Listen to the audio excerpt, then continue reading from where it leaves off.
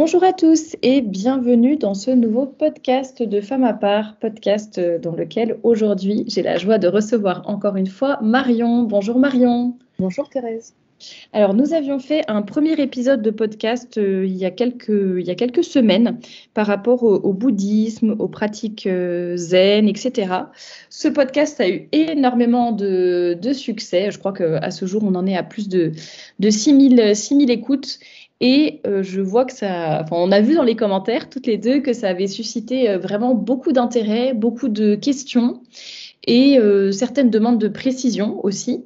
Donc on a décidé de faire un épisode 2 parce que vous l'avez beaucoup réclamé en commentaire en disant « Ah, on a hâte d'avoir la suite, on a hâte d'avoir la suite ». Donc voilà, c'est chose faite aujourd'hui. On vous enregistre ce deuxième épisode. Le but n'étant pas du tout de refaire la même chose que le premier. Donc si vous n'avez pas écouté le premier podcast sur le bouddhisme et les pratiques zen, eh bien n'hésitez pas, je mettrai le lien dans la description et vous pourrez aller l'écouter. Et aujourd'hui, on voulait vraiment compléter, préciser certaines choses. Il y a eu beaucoup de questions. On s'est quand même rendu compte que finalement, il y avait des choses qui n'étaient pas hyper claires. Pourtant, nous, on avait eu l'impression d'être assez claires et assez précises dans l'épisode 1. Donc, on va peut-être juste repréciser certaines choses. Et surtout, on va faire un focus finalement sur le yoga en essayant de montrer combien l'image que l'on a par rapport au yoga à l'heure actuelle, c'est devenir zen, maîtriser son corps, le chouchouter, passer un moment un peu cocooning, se réconcilier avec son corps, pourquoi pas avec l'image que l'on a de son corps, en prendre soin par certains mouvements, etc., qui s'apparentent aussi un peu à de la gymnastique. Donc c'est bon d'un côté sportif, on va dire, musculaire. Bon, il y a pas mal en tout cas, c'est l'image, j'allais dire, qu'on pourrait avoir du yoga à l'heure actuelle comme quelque chose qui vraiment va nous réconcilier de notre corps et avec notre corps et en prendre soin, quoi, de façon générale. C'est je prends soin de moi, je prends soin de mon corps et de mon esprit. Je fais le yoga qui finalement allie ces deux choses-là, en tout cas dans notre imaginaire. Et suite à toutes les conversations que j'ai pu avoir avec vous, Marion, je me suis rendu compte qu'en fait, c'est pas du tout ça. Et donc, on va essayer de vous parler sous cet angle-là aujourd'hui, de vous montrer vraiment le rapport du yoga avec le corps qui n'est pas celui qu'on croit et qui va peut-être vous ouvrir encore les yeux par rapport à cette pratique. Je sais qu'il y a eu pas mal de gens en commentaire qui ont aussi redemandé, mais si je fais du yoga, mais sans le côté spirituel, si je le fais seul chez moi, que je fais juste les mouvements et pas d'invocation, ou alors si je suis des cours avec un prof, mais qui est un prof occidental et qui n'a pas tout ce côté spirituel, est-ce que c'est bon quand même? Enfin, vous étiez quand même quelques-unes à avoir encore des doutes, donc on va essayer de les dissiper aujourd'hui ensemble. Et puis, Marion, je vais peut-être vous laisser la parole pour commencer. Je ne sais pas si vous vouliez justement répondre à cette question précise par rapport au prof ou au yoga sans spiritualité, ou si vous vouliez déjà directement rentrer dans le vif du sujet par rapport à toutes vos découvertes de ces derniers temps. Je vais peut-être d'abord répondre à la question un petit peu, enfin essayer d'y répondre en tout cas. Alors il y a deux choses. Déjà, on peut commencer par le fait que c'est vrai qu'aujourd'hui, quelqu'un qui voudrait, et particulièrement une femme, parce qu'en fait le yoga, comme toutes ces gymnastiques entre guillemets douces, etc., s'adresse d'abord aux femmes, et historiquement ça s'est d'abord adressé aux femmes. C'est difficile de trouver autre chose que le yoga. En fait, on propose beaucoup de yoga. Il y a quand même le pilate qui s'est développé, mais pour faire de la gymnastique d'entretien, disons, on a du mal à trouver autre chose. Donc on peut comprendre déjà que les gens s'orientent en quelque sorte naturellement vers le yoga, parce que sur le marché, c'est ce qui domine. Et d'ailleurs, le yoga, le marché du yoga, ça représente des milliards et des milliards de dollars de chiffre d'affaires par an. C'est l'équivalent du PIB d'un petit pays, quoi, en fait. Donc, C'est énorme. C'est à savoir. Voilà.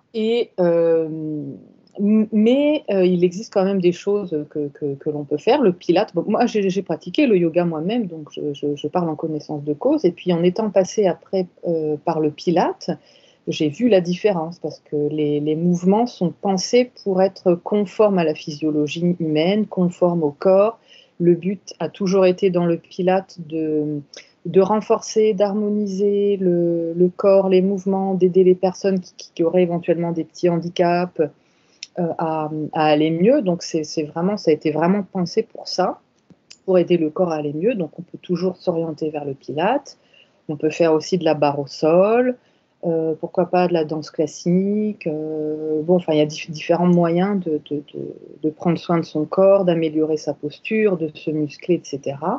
Et puis pour ce qui est de la concentration, parce que souvent les gens viennent aussi au yoga et aussi à la méditation pour se dire, voilà, je vais essayer de me concentrer, de ne pas être dispersé, arrêter de penser à des futilités ou de ne pas savoir contrôler mes pensées, mes émotions.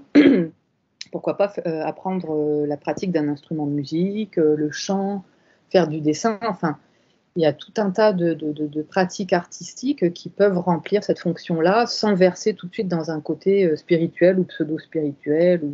Voilà. Bon. Donc ça, c'est une première chose. Après, pour avoir parlé à un abbé de monastère prêtre qui a connu beaucoup de gens qui pourraient pratiquer le yoga et qui, lui, a travaillé comme exorciste, il m'a dit qu'en fait, le yoga, même pratiqué comme une gymnastique, entre guillemets, créait chez les gens des incapacités à prier. C'est-à-dire que les gens avaient du mal à prier, ils avaient beau être catholiques, pratiquants, aller à la messe, etc. Dès lors qu'ils s'étaient mis à pratiquer le yoga comme gymnastique, ils n'étaient pas très, très, très bien dans leur pratique spirituelle, dans leur foi, ils avaient du mal à prier. Donc ça, c'est un danger pour les croyants, disons. Ça rejoint, je me permets de faire une toute petite parenthèse, ça rejoint, il y a eu plusieurs témoignages comme ça sous notre premier podcast, dans les commentaires de notre premier podcast justement, où les personnes, il y a 2 ou 3 personnes qui ont témoigné comme quoi, à partir du moment où elles commençaient à faire du yoga, alors soit elles l'ont remarqué chez des personnes de leur entourage. Alors, c'était pas au niveau spirituel, mais c'était un peu au niveau dépression, bien-être, etc. Enfin, que soi-disant le yoga, c'est a priori quoi pour le bien-être, etc. Mais là, dans ce cas-là, c'est comme si à partir du moment où les personnes avaient commencé vraiment la pratique du yoga, qu'il y avait une espèce de pente descendante et que finalement le bien-être n'était pas spécialement là, voire le contraire. Donc, je me permets cette parenthèse aussi pour compléter, parce que là, vous parliez des croyants, mais il y a eu ce témoignage aussi. Oui, c'est-à-dire soit sur la vie spirituelle, la vie de prière, soit sur l'état psychologique, l'état mental, enfin la manière dont on se sent. Oui, lui, en tout cas, il témoignait très clairement de cet effet du yoga. Et puis après aussi, pour avoir parlé avec des gens qui ont pratiqué le yoga par le passé, je me souviens d'une personne qui m'avait dit, oui, mais moi, mon prof, c'était un occidental, c'était pas du tout spirituel, etc. On faisait ci, on faisait ça. Et puis, il y avait juste de temps en temps, enfin, à chaque fois dans la séance, il disait des ohms, il nous faisait dire des ohms, donc le fameux mantra. Bon. Et en fait, donc, conclusion, le discours de cette personne était incohérent sans s'en rendre compte, sans le savoir. C'est-à-dire que pour lui, il n'y avait aucun problème, mais il n'y avait rien de religieux, rien de spirituel, mais parallèlement, il récitait des ohms. Donc, il y a un problème, c'est-à-dire les gens ne se rendent pas compte du côté, entre guillemets, spirituel, enfin, ou du côté religieux qu'il y a, et le fait de réciter des ohms, donc... le hum, c'est quoi? C'est quand on nous fait un peu faire comme voilà, ça? Oui, c'est ça, c'est ça. Moi, je savais même pas, vous voyez, j'aurais même pas pensé que ça, c'était un mantra déjà et que c'était spirituel, donc c'est important de le dire. Voilà, donc en fait... C'est un exercice de respiration. On se dit, voilà, c'est pour avoir donc on se rend même pas compte. Non, c'est ça, voilà. Donc, parce qu'en effet, ça accompagne la respiration, l'expiration, donc ce home, etc. Et en fait, c'est un mantra, et c'est le mantra primordial, c'est en fait le condensé sonore, et écrit, parce que le mantra est écrit, de la divinité Brahman, qui est la divinité qui est créatrice, enfin la divinité première dans l'hindouisme, qui remplit l'univers. Donc dans une conception panthéiste des choses, où les choses ne sont pas distinctes du créateur. Voilà. Où la création n'est pas distincte du créateur. Donc ça, c'est déjà une invocation à la divinité. Donc bon, ça peut quand même... Enfin, en tout cas, il faut être au courant de ce qu'on fait. Voilà. Donc ça peut constituer un danger, clairement pour les croyants, et puis pour les autres, s'engager sans le savoir dans de l'hindouisme, en fait, dans une pratique religieuse hindoue. Et d'ailleurs, concrètement, c'est aussi une question qu'on a eue, enfin, vous y avez déjà un petit peu répondu, mais une question qu'on a eue sous le premier podcast, c'était quels sont concrètement les dangers à pratiquer le yoga, justement. Donc, on l'a un petit peu évoqué, donc dépression, tout ça, par rapport aux croyants, donc difficultés spirituelles. Et vous disiez que vous aviez parlé à un exorciste, peut-être qu'il a vu aussi des choses, ou voilà, si vous avez quelque chose à ajouter pour que concrètement, c'est vrai que moi, ça me paraissait un petit peu évident, mais comme on a eu la question, je pense que c'est intéressant d'y répondre. Oui, alors j'ajoute aussi une dimension physique, purement physique à cette question des problèmes que ça peut poser. C'est qu'on nous fait faire dans le yoga des pratiques, comme par exemple les postures sur la tête ou les postures inversées, enfin particulièrement la posture sur la tête où on se met tête en bas avec les coudes qui soutiennent le corps et les pieds en haut, quoi. Qui ne sont pas du tout physiologiques, c'est-à-dire que les cervicales ne sont pas faites pour porter le corps entier, elles sont faites simplement pour porter la tête. Bon. Donc déjà, il y a des postures qui physiquement peuvent poser problème. Pourquoi ? Parce que de toute façon, elles n'ont pas été conçues pour répondre à un objectif physique, mais à un objectif physiologique, enfin physiologique selon le système tantrique. Peut-être qu'on en reparlera plus tard, ou je peux en parler là maintenant. Enfin, vous connaissez un peu déjà ce dont il s'agit, mais c'est un rapport avec les substances qu'il y a dans le corps, selon la physiologie tantrique. Et il faut garder ces substances-là dans la tête. En fait, il s'agit de la semence masculine qui se trouve dans le cerveau selon cette physiologie tantrique. Et le fait de la maintenir dans la tête en se mettant la tête en bas permet, d'après ce système-là, de conserver la vie, voire l'immortalité, la santé et d'avoir des pouvoirs surhumains. Donc ces positions sur la tête n'ont pas du tout de vertu physiologique pour nous en termes de gymnastique, ça a un intérêt tantrique en fait. Voilà. Ouais. Donc ça, c'est un danger simplement. Premier point physique déjà par rapport au danger. Exactement. Premier point physique, oui. Après l'aspect psychologique, après l'aspect spirituel. Et puis un autre peut-être danger, ça serait en effet de s'embarquer dans tout un univers que l'on connaît mal, qui nous est présenté comme bienfaisant et qui en fait a beaucoup trait aux divinités. Hein. C'est le yoga, d'après les dernières recherches, viendrait du bouddhisme tantrique. Et dans tantrique, en fait, ce qu'on entend par tantrique, c'est l'utilisation de ce qu'ils appellent des divinités, donc pour les catholiques, sont des démons, de divinités pour venir dans notre corps et nous donner des super pouvoirs. C'est ça le tantrisme, c'est quand on fait venir à l'intérieur de soi par des procédés magiques de visualisation précise des divinités, d'incantation, donc récitation de mantras, de formules magiques. On fait venir à l'intérieur de son corps, par ces fameux canaux, ces fameux chakras, etc., une divinité, et cette divinité va nous donner des super pouvoirs, et notamment le pouvoir d'atteindre l'éveil, mais aussi l'immortalité, le fait de lire dans les pensées, donc enfin, tous ces super pouvoirs. Voilà, donc on s'engage quand même. Oui, on s'engage dans une voie qui est potentiellement dangereuse, quoi. Voilà, qui est celle quand même, même si elle est aseptisée, qu'elle a été transformée, qu'elle est présentée autrement, qu'il y a beaucoup de gymnastique suédoise, comme on l'avait évoqué la dernière fois dans le yoga qui est pratiqué actuellement.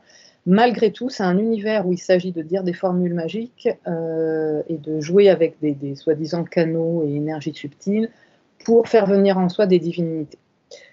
Donc déjà, en tant que catholique, moi, ça me paraît déjà évident, enfin, rien que si on arrêtait là le podcast, pour moi, si vous êtes catholique, là déjà, c'est hyper facile de comprendre pourquoi le yoga n'est pas compatible avec la foi catholique, déjà. Et après, si vous n'êtes pas croyant, qu'il y a quand même des choses un petit peu, d'ailleurs, on continuera d'en parler, hein, mais qu'il y a quand même des choses assez dangereuses, louches, bizarres, dans lesquelles on n'a pas spécialement envie de s'embarquer. Encore une fois, même si vous ne répétez pas des formules magiques, des paroles, ni quoi que ce soit. finalement, il y a tellement tout dans le yoga. Enfin, vous l'avez parlé en parlant de la position, par exemple, une des positions, donc tête en bas, enfin, comme si on faisait le poirier. Bon, voilà, c'est des choses qui ont des buts cachés derrière. Et même si vous n'y croyez pas, cette histoire de semence, de je sais pas quoi, de je vais devenir immortel parce que ça reste dans mon cerveau. Mais en fait, c'est quand même tellement mauvais en tant que tel et ça a été créé et imaginé pour quelque chose de mauvais qu'en fait, on peut pas juste se dire c'est innocent et c'est anodin de reproduire la même chose, mais voilà, moi, j'ai pas le même esprit derrière, quoi. Exactement. Et puis si vraiment on veut faire du bien à son corps, il y a tout un tas de méthodes que j'ai citées, il en existe d'autres, qui n'auront pas ce genre d'objectif et donc de biais qui nous embarqueraient dans toute autre chose, quoi. Voilà. Exactement. Et puis rien n'empêche les gens qui enseignent le yoga parce qu'ils se sont mis à enseigner le yoga sans connaître sans savoir ce que c'est, de réorienter un peu et de proposer pourquoi pas de la gymnastique suédoise, de remettre ça à la mode. Voilà, enfin il y a tout un tas de possibilités en fait. Exactement. Bon, alors moi, j'estime qu'en fait, déjà, cette partie du podcast serait quasiment suffisante par rapport pour un peu vous convaincre d'abandonner cette pratique, mais on va continuer parce qu'on a encore des choses à vous dire. Je pense qu'on peut parler peut-être maintenant de tout ce qui est tantrisme, etc. Et on conclura on fera une dernière partie plus positif, voir un petit peu la différence aussi du traitement du corps, comment le corps est vu, traité, etc. Dans le yoga, il est plutôt vu comme un obstacle et quelque chose de mauvais, on en reparlera. Et alors que dans la foi catholique, bien évidemment, le corps n'a pas du tout, on ne méprise absolument pas notre corps tel qu'il est méprisé dans notamment le yoga, le bouddhisme, etc. Mais donc avant de parler de ça, je pense qu'on va s'embarquer dans le sujet un peu du tantrisme. Je fais juste un petit avertissement, on va dire, que ce qu'on va dire n'est pas forcément, peut être choquant pour certaines personnes. Alors, on a discuté de ça avec Marion avant. On pense que c'est quand même important de le dire, donc on va le dire. On va essayer de le dire de la façon la plus délicate et la plus poétique possible, on va dire, mais je pense qu'il faut vraiment que vous compreniez les réalités qui sont derrière le yoga. Mais bon, si jamais vous pensez que vous pouvez être choqué ou si jamais vous avez vos enfants qui sont avec vous en train d'écouter, bon, c'est peut-être le moment d'écouter ça un peu plus tard, cette partie en tout cas. Mais voilà, c'est juste le petit avertissement. Après, c'est des réalités, c'est comme ça, hein. C'est sur le fonctionnement du corps humain, donc rien non plus d'horrible, mais c'est vrai que c'est quand même pas très ragoûtant certaines choses, donc je préférais prévenir. Et puis sur ce bel avertissement, Marion, je vous laisse la parole. Désolée. D'accord. Oui, non, c'est vrai que bon, tout le monde connaît ce mot de tantrisme et tout le monde sait que ça a quand même un rapport avec la sexualité, mais sans savoir exactement de quoi il s'agit. Alors, le tantrisme vient du mot tantra. Le mot tantrisme vient du mot tantra. Tantra, c'est un type de texte. Au départ, ça veut dire trame tantra, donc c'est une élaboration sur des textes, etc., sur des textes rituels. Il s'agit de textes rituels donc, qui sont apparus entre le 7e et puis 7e, 8e siècle, avec un pic vers l'an 1000, 11e siècle, 12e siècle, 13e siècle, jusqu'à la fin au milieu du Moyen-Âge, quoi, voilà. Cette religion, donc basée sur les tantras, qui reprennent des textes liés à des divinités et comment rendre un culte à des divinités. Cette religion-là a dominé l'Inde pendant le Moyen-Âge, pendant la période dont je viens de parler, aux alentours de l'an 1000, disons, hein, quelques siècles avant, quelques siècles après.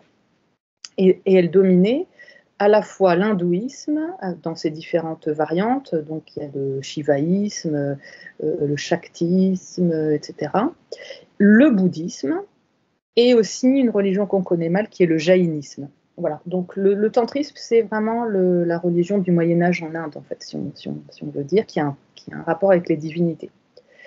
Et alors qu'avant, le corps était vraiment considéré par les ascètes à la fois hindou, bouddhiste, jaïne, comme un obstacle dont il fallait absolument se débarrasser pour atteindre avec sa conscience une réalité supérieure.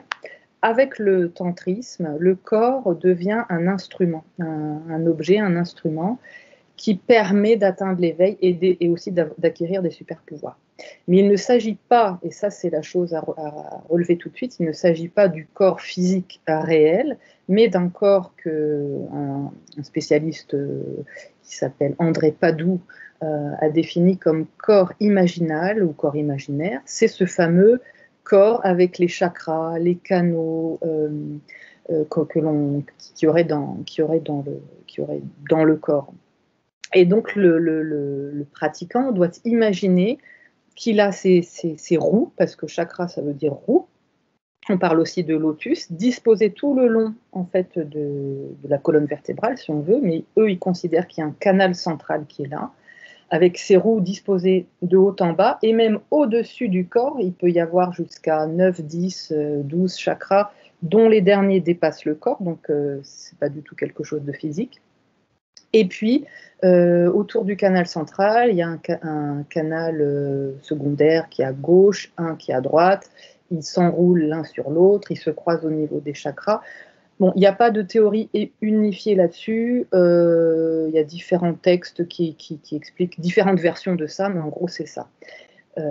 C'est les chakras qui sont disposés le long du corps, suivant le canal central. Les chakras ne sont pas simplement des centres énergétiques, comme on dit, etc., de manière euphémique en Occident, ce qui ne veut rien dire. Ce sont des panthéons miniatures, c'est-à-dire que chaque roue, chaque lotus est une sorte de paradis où il y a des divinités qui sont organisées de manière très ordonnée, très définie et que le pratiquant doit visualiser, pas comme il veut, mais selon ce que les textes disent. C'est dominé en général par une divinité, donc voilà, chaque endroit du corps, il y a une divinité. Et puis, donc ça c'est le tantrisme, et le tantrisme donc avec des rituels où on utilise des incantations, des formules qui sont des mantras, qui n'ont pas de sens, mais qui sont soit des invocations, soit vraiment des formules magiques, qui permettent avec ces mantras de faire venir la divinité à l'intérieur, comme je l'ai dit, et en fait le pratiquant se transforme en cette divinité, il acquiert ses pouvoirs, etc. Ça, c'est le tantrisme. Donc, qui s'écrit H-A-T-H-A, plus loin yoga, a été conçu vers l'an 1000 sur la base notamment du tantrisme, mais aussi de l'alchimie. Mais on va rester sur le tantrisme pour l'instant. Et le yoga a élaboré des techniques qui, pour le coup, sont vraiment physiques, qui utilisent le corps physique, pour élaborer une transformation du corps et une divinisation, là encore, du corps, avec des exercices physiques. Alors, ça viendrait du bouddhisme tantrique. Contrairement à ce qu'on a cru, ça ne vient pas de l'hindouisme, mais ça viendrait plutôt du bouddhisme tantrique, où on se transforme en une divinité pour atteindre l'éveil. Et l'une des pratiques centrales et qui donne la clé selon beaucoup d'autres, enfin selon les auteurs spécialistes du yoga et selon moi, je suis totalement d'accord avec ça. L'une de ces pratiques qui explique le yoga, le hatha yoga, c'est une pratique qui s'appelle le Vajroli Mudra. Le mudra, c'est un saut, S-A-S-C-E-A-U, donc une sorte de position que l'on doit tenir ferme et qui permet d'atteindre ce qu'on veut, la libération, les pouvoirs et tout.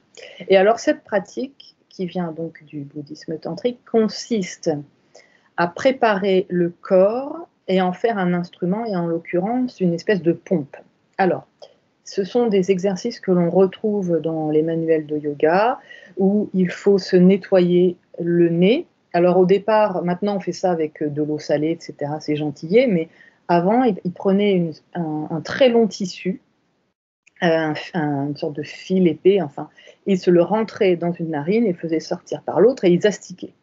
Même chose avec l'estomac, il se rentrait un très long morceau de tissu de plusieurs centimètres de largeur dans l'estomac et le retirer pour nettoyer l'estomac. Même chose avec les intestins. Et puis ensuite des exercices de respiration pour nettoyer les poumons. Alors là, j'ai trouvé un article écrit par un médecin qui explique très bien comment ça se pratique encore aujourd'hui. Donc il nettoie il prépare ce qui va devenir une sorte de soufflet et de pompe, c'est-à-dire qu'il vide le corps des aliments, donc le corps doit être sans excréments, sans urine, sans eau, sans rien dans l'estomac, l'appareil respiratoire doit être propre, et à partir de là commencent les exercices de pompe. C'est-à-dire qu'ils vont faire de très fortes expirations et inspirations, ils vont se servir de mouvements brusques de l'abdomen. Alors ça, vous pourrez retrouver, en fait, il faut se mettre les poumons vides à l'expiration ou à l'inspiration, plutôt à l'expiration. Et puis on fait des mouvements de l'abdomen, comme si on voulait aspirer quelque chose. Et en fait, que font les yogis qui pratiquent ce Vajroli Mudra encore aujourd'hui? Alors c'est là que ça devient un petit peu délicat. Une fois qu'ils ont préparé leur corps, qui est devenu cette pompe, ce soufflet, ils s'introduisent des sondes médicales dans le pénis qui remontent jusqu'à la vessie. Ils mettent à l'extrémité de cette sonde un bol qui traditionnellement doit être un crâne humain coupé en deux, rempli d'eau, et ils vont aspirer avec ces mouvements de l'abdomen que j'ai décrits, qui nous sont présentés en Occident comme des choses qui sont bonnes pour la santé. Bon. Et puis, ils vont aspirer ça jusqu'à leur vessie, par l'intermédiaire de cette pompe qui est devenue leur corps et par l'intermédiaire de cette sonde. Ensuite, ils vont mettre à la place de l'eau dans cette coupe, ils vont mettre des substances plus visqueuses comme du miel. Et ils s'entraînent à aspirer ça. Alors pourquoi? Parce qu'en fait, les pratiques de Hatha Yoga inspirées du tantrisme, inspirées du bouddhisme tantrique, consistent à avoir une relation avec une femme, souvent une jeune, voire très jeune fille, de préférence qui appartient à une caste inférieure. Et puis, idéalement, il faudrait qu'elle ait ses règles à ce moment-là, de manière à pouvoir commencer à éjaculer et réaspirer leurs semences pendant l'acte. Première chose, l'aspiration, la réaspiration de leurs propres semences. Deuxième chose, l'aspiration du sang de la femme avec qui ils ont une relation. À partir de là, ils mêlent à l'intérieur d'eux ce qu'ils appellent la goutte blanche et la goutte rouge, que l'on trouve dans tous les textes tantriques du bouddhisme. Et ils les unissent. Ces deux gouttes unies remontent par le fameux canal central, viennent jusqu'au cœur et puis après jusqu'au niveau du cerveau, et ça crée une extase en fait. Ça crée une sorte d'extase. Et à ce moment-là, ils expérimentent une espèce d'être androgyne, puisqu'ils ont mêlé à l'intérieur d'eux l'énergie, entre guillemets, de la femme, en fait son sang, et l'énergie, entre guillemets, de l'homme, qui est sa semence. Et ils deviennent une espèce d'être androgyne. Alors, d'un point de vue chrétien, on peut se dire que ça rejoint l'idée de l'homme des origines, avant qu'Adam soit, qu'on retire Ève de son côté. Bon, ça répond à quelque chose, en fait, mais c'est complètement dévié, évidemment, par rapport à l'enseignement biblique et catholique. Mais voilà, donc le but, c'est de devenir un être androgyne par aspiration de la substance femelle, par ses moyens physiques inspirés du tantrisme. Et à partir de une fois qu'on a compris ce que c'est que ce Vajroli Mudra, qui est à la base de beaucoup de pratiques du yoga, on comprend pourquoi on nous fait faire ces exercices de respiration, de mouvement de l'abdomen, etc. C'est pour ce genre de pratique-là. Voilà. Donc la question, c'est, sachant cela, est-ce qu'on a vraiment envie de continuer ces soi-disant purification du corps qui, soi-disant, comporte des bienfaits pour notre santé. Voilà. Alors ça, c'est purification. Voilà, j'ajoute quelque chose, mais oui, c'est soi-disant purification du corps. Enfin, c'est intéressant de savoir ce qu'on met derrière le mot purification, etc. Et je ne sais pas si vous comptiez expliquer ou pas, mais toute l'histoire de se détacher de son corps, que le corps est un obstacle, etc. C'est là qu'on se rend compte que le traitement du corps est finalement assez mauvais, est très mal vu par tous ceux qui pratiquent le yoga. Oui, alors en fait, là, si vous voulez, à partir du tantrisme, et l'invention du Hatha Yoga, on utilise le corps. Alors d'abord le corps imaginaire, donc avec ses canaux, et ensuite le corps réel dans ce genre d'exercice-là. Et donc le corps devient un instrument, vraiment, un instrument comme un soufflet, une pompe, des fois c'est un chaudron, enfin bon. Mais il n'est jamais apprécié en tant que tel qu'il est, dans respecté dans ses limites, dans ses fonctions naturelles, jamais en fait.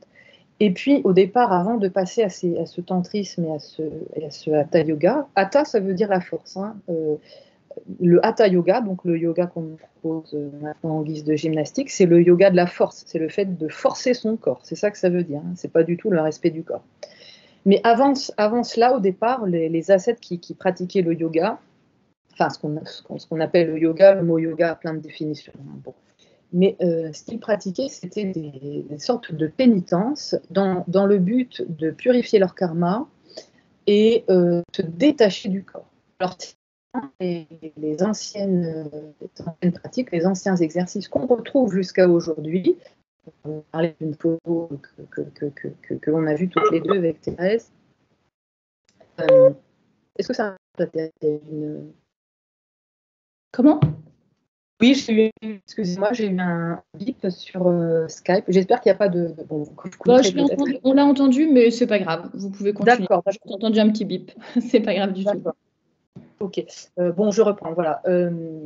Alors, les pratiques typiques de l'ascétisme, du yoga avant l'invention du tantrisme, c'était des pratiques de pénitence qui avaient pour but de purifier le karma et de se détacher du corps qui est conçu comme un obstacle. Et typiquement, les pratiques, c'était de garder les deux bras en l'air pendant des années, sans jamais les descendre. Maintenant, ils ont réduit, on ne lève plus qu'un bras. On trouve comme ça des ascètes, entre guillemets, qui sont considérés comme saints du simple fait de tenir leurs bras en l'air. On en retrouve, donc il y en a un qui est mort il n'y a pas très longtemps. On peut trouver sur Internet, si on tape yogi qui tient son bras en l'air pendant 50 ans, et on voit en fait un vieux monsieur hindou là qui a son bras en l'air, complètement coincé depuis, qui ne peut plus descendre, qui est complètement à l'état squelettique, sclérosé, enfin quasiment solidifié, momifié, enfin bon. Voilà, donc il s'agissait de garder ses deux mains en l'air. Certains ascètes aussi restaient la tête en bas, suspendus à un arbre, alors pendant des années, idéalement, ou rester aussi sur un pied le plus longtemps possible. Alors des fois, on pouvait changer de pied, on passait à l'autre pied, mais il fallait pendant des années rester comme ça. Et c'est de là que vient la fameuse position de l'arbre, où on se tient sur un pied et puis l'autre pied est replié et posé sur le genou. Ça, en fait, c'est une pratique ascétique qui a pour but de purifier le karma, qui n'a aucun but physiologique, on s'en doute, et qui est là pour aider à purifier le karma et se détacher du corps, puisque le corps était considéré comme ce qui relie au monde, à la vie, à ce qui s'appelle le samsara, et qui est considéré comme un lieu d'insatisfaction permanente, de souffrance, de renaissance, donc on va renaître pour revivre toujours des insatisfactions, de la souffrance, donc il faut échapper à ça.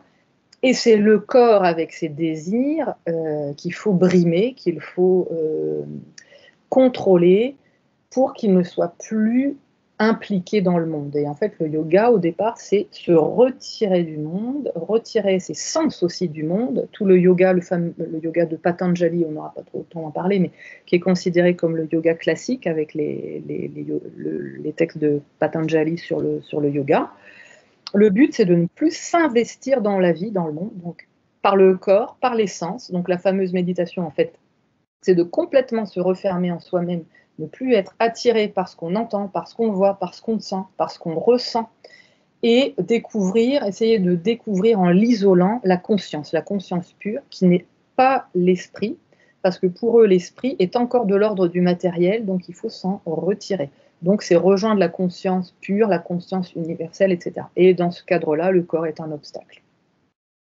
Voilà. Très joyeux. Voilà.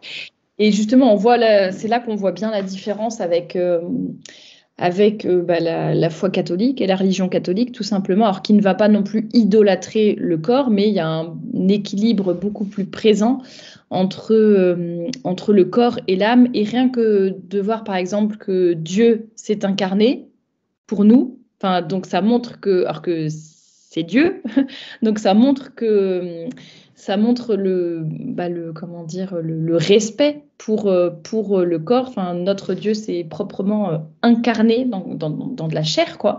Donc, on peut dire au contraire que nous, dans la religion catholique, bien sûr, le corps a une place beaucoup plus importante. Enfin, je ne veux pas non plus dire, je ne veux pas employer les mauvais termes parce qu'il ne faut pas non plus faire croire qu'on idolâtre notre corps, mais il y a vraiment cet équilibre entre le corps et l'âme. Dieu a voulu s'incarner, notre corps, on dit que c'est le temple du Saint-Esprit. Enfin, il y a vraiment ces deux aspects-là. On ne va pas le mépriser, et alors qu'on voit que dans le yoga, c'est le cas.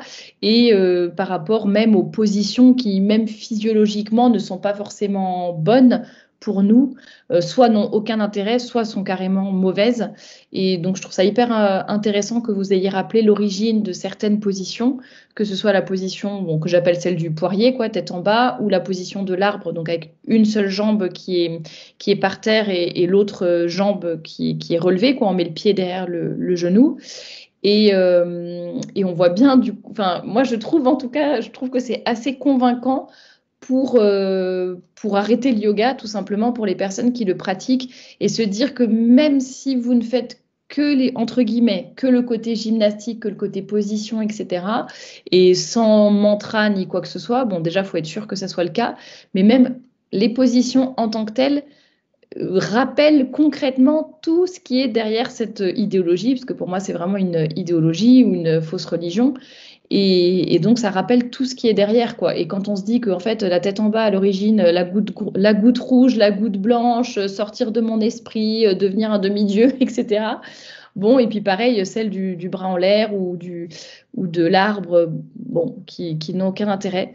Je pense que c'était intéressant de rappeler tout ça. Je ne sais pas si vous vouliez ajouter d'autres choses, Marion, pour encore éventuellement convaincre les gens qui nous écoutent. Oh, juste un point qui me semble quand même important, c'est que dans toutes ces pratiques-là de yoga, enfin tous ces trucs, toutes ces pratiques et croyances d'origine indienne, on n'a aucune place qui est accordée à la notion de charité, à la notion d'amour en fait. Aucune. C'est-à-dire que c'est toujours auto-centré. Le corps, c'est pour moi. Le corps subtil, imaginaire, c'est pour moi, c'est pour mon éveil, c'est pour mes super pouvoirs. Je m'isole, je me mets dans mon coin pour atteindre l'éveil, mais concrètement, on ne parle jamais d'aider les autres, de partager, d'aimer. La notion d'amour est totalement inexistante. Et puis la notion de désir aussi est complètement annihilée, c'est-à-dire c'est le problème, le désir en fait, pour eux, parce que qui dit désirer quelque chose, ça veut dire être attaché à ce monde. Et il faut supprimer le désir. Tandis que dans le christianisme, là je disais Saint François de Sales, les auteurs de cette période, etc., le désir doit être orienté vers Dieu. Il n'est jamais supprimé, en fait. Donc, c'est pas, contrairement à ce que disent des fois les gens, ils se privent dans le christianisme, c'est du masochisme, etc. Pas du tout. En fait, on réoriente le désir vers un plus grand bien. Et là, il n'y a absolument pas ça dans ces traditions indiennes. On veut supprimer le désir, et par conséquent, le corps n'a plus aucune place. Et que oui, et ce que vous dites sur l'amour et la charité est hyper important aussi. Je pense qu'on a cette vision du yoga qui est très, comme je le disais au début, qui est très zen, prendre soin de mon corps, être quelqu'un d'apaisé, etc. Et à travers tout ce qu'on vous a dit dans le podcast, que ce soit les témoignages des gens, de ce fameux exorciste aussi, de ce que vous dites par rapport à la place de l'amour, du désir, enfin de la charité, ce qu'on a vu par rapport aux positions, à la signification qui est derrière tout ça, au but premier des yogis, on se rend compte que c'est vraiment une pratique qui est en fait mauvaise en tant que telle, et c'est pas parce qu'on va juste reprendre tel mouvement, tel truc, mais vous inquiétez pas, derrière je vais pas mettre les mauvaises intentions ou les mauvaises incantations, mais en fait si vous savez que la pratique en tant que telle est dangereuse, mauvaise et n'apporte que du négatif, je ne vois pas pourquoi vous continueriez. Et comme le dit si bien Marion, il y a beaucoup d'autres pratiques de gymnastique suédoise, de pilates, etc., d'étirements ou autres qui sont tout à fait adaptés pour le corps de la femme, si vous voulez une gymnastique douce, mais qui sont sans aucun danger, sans aucune idéologie. Et voilà, qui seront compatibles avec votre foi si vous êtes catholique, tout simplement. Donc voilà pour ce que je pouvais ajouter, mais j'espère qu'on vous aura, convaincu. Et il y en a qui se plaignaient dans le premier podcast que je supprimais certains commentaires, mais en fait les commentaires pour juste comment dire, quand c'est des commentaires pas du tout constructifs et des critiques pour dire ah ben vous avez tort, vous êtes bête, c'est nul, et puis qui contredisent tout ce qu'on a dit et prouvé dans le podcast, bon bah voilà, ça n'a aucun intérêt. Donc pour pas polluer et pour garder les éléments intéressants, les questions, les témoignages, etc. Forcément, j'étais obligée de décrémer un petit peu. Mais n'hésitez pas, si vous avez d'autres questions ou d'autres témoignages dont vous voulez nous faire part, n'hésitez pas à nous dire tout ça. Et peut-être une précision importante, je pense que Marion sera d'accord avec moi, mais c'est pas parce que vous ne ressentez pas le danger ou que vous ne voyez pas le danger. Imaginez, voilà, vous pratiquez le yoga depuis 2 ans et puis vous n'êtes pas déprimé, vous n'avez pas de problème pour prier, vous n'avez pas de problème physiologique qui s'est déclenché. Enfin voilà, vraiment, tout va bien dans votre vie malgré la pratique du yoga. Ça ne veut pas dire pour autant que c'est pas dangereux, hein. Parfois, le danger, on ne le voit pas. Et puis, en tout cas, pour s'assurer d'être du bon côté des choses et ne pas se mettre en danger inutilement et pratiquer des choses qui sont compatibles avec notre foi, eh bien, nous vous encourageons vivement à vous éloigner de toutes ces pratiques. Je ne sais pas si vous avez un mot pour conclure, Marion, ou quelque chose encore à ajouter avant l'enregistrement. Pardon. Oui, juste une précision par rapport aux gens qui diraient que je raconte n'importe quoi en gros. Alors, je précise comme Sainte Élisabeth de la Trinité qui expliquait à sa mère l'inhabitation de la Trinité dans l'âme humaine. Elle lui disait « Tu peux me croire, ce n'est pas ma doctrine ». Ben là, je peux dire la même chose. Vous pouvez me croire, ce n'est pas ma doctrine. C'est-à-dire que là, les recherches que j'ai faites, je reprends exactement les plus grands chercheurs à l'heure actuelle sur le yoga. Par exemple, James Mallinson, si vous voulez un nom, vous irez voir ce qu'il fait, ce qu'il raconte. Lui-même pratique le yoga, l'a pratiqué, enfin bon, il était vraiment dedans, et pourtant, c'est exactement ce qu'il dit. Donc, il faut se tenir à jour de la recherche. Exactement. Oui, j'ai pas précisé, mais vous avez fait énormément de recherches déjà pour ce podcast et aussi pour vos livres. On mettra vos ou votre livre, je ne sais plus. Mais en tout cas, on mettra les liens dans la description. Je sais qu'il y en a eu un notamment, je crois, sur le bouddhisme. Donc, on vous mettra les liens. Ça permettra de compléter les podcasts aussi. Et c'est vrai qu'on n'a pas pollué, entre guillemets, le podcast. Moi, je préfère quand c'est plus simple, etc., et qu'on discute, que c'est accessible à tout le monde. Et s'il faut toutes les 2 secondes citer sa source, citer l'étude, etc., enfin, je trouve que c'est moins clair à écouter. Vous avez quand même cité des noms et des études au cours du podcast. S'il y en a qui veulent plus d'études, plus de précision, plus de bibliographie, je pense que c'est dans vos ouvrages. Donc, je mettrai les liens. Et puis, merci en tout cas, Marion, pour toutes ces précisions, pour tout cet apport. Enfin, moi qui étais déjà convaincue en fait par les méfaits du yoga, je le suis vraiment d'autant plus, et je pense que là les gens auront vraiment beaucoup d'éléments concrets supplémentaires pour continuer leur cheminement, leur réflexion par rapport à ça et s'éloigner de tout ce qui peut être dangereux pour leur âme et pour leur corps. Tout simplement, donc Marion et moi, nous vous encourageons à arrêter le yoga dès à présent. En tout cas, merci beaucoup Marion pour ce podcast, pour toute cette vision des choses, aller vraiment au fond, essayer de comprendre les positions, la philosophie qui est derrière, d'où ça vient à la base, même l'histoire de la respiration, ce genre de trucs. On ne se rend même pas compte qu'en fait, c'est des mantras et que c'est déjà religieux finalement. Donc, merci infiniment. Je vous en prie, avec plaisir. Et puis, merci à toutes les personnes qui nous ont soutenus et qui réagissent en commentaire. Et puis, je vous dis à très bientôt pour un nouveau podcast.